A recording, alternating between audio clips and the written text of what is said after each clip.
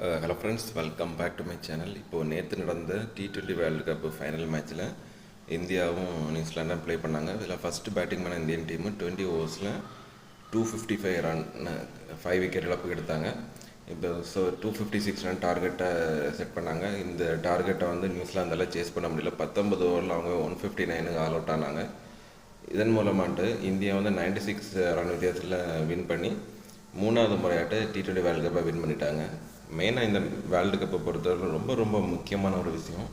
India super 8 மேட்ச்சில் first மேட்ச்சில் south Africa அகேன்ஸ்டாக படுதோல்வி அடைஞ்சாங்க. ஸோ ரிமைனிங் சிம்பாப்வே மற்றும் வெஸ்ட் இண்டீஸுக்கு எதிராக கம்பல்சரி வின் பண்ணி ஆகணும்.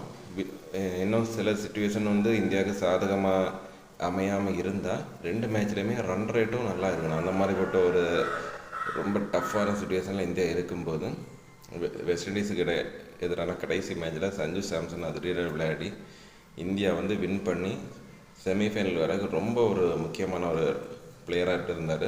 அந்த மேட்ச்சில் man of the match award வாங்கினார். அப்புறமா செமிஃபைனலில் இங்கிலாந்துக்கு அகேன்ஸ்டாக அதே மாதிரி ஒரு 97 நாட் அவுட் பயங்கரமாக பர்ஃபார்மன்ஸ் பண்ணி செமிஃபைனல்லையும் இந்தியா வின் பண்ணது சஞ்சு சாம்சன் தான் ரொம்ப முக்கியமாக இருந்தார். அப்புறமா நேற்று நடந்த ஃபைனல் மேட்ச்லையும் 89 ரன்ஸ் அடிச்சிருப்பார். அந்த ரன்னுமே இந்தியாவுக்கு ரொம்ப ரொம்ப யூஸ்ஃபுல்லாக இருந்துச்சு. ஸோ இந்த வேர்ல்டு கப்பு இந்தியா வாங்குறதுக்கு ஆல்மோஸ்ட் முக்கியமான ஒரு ரோலை சஞ்சு சாம்சன் பெற்றுக்கிட்டு இந்த வேர்ல்டு கப்போட மேன் ஆஃப் த சீரீஸையும் வாங்கிட்டார்.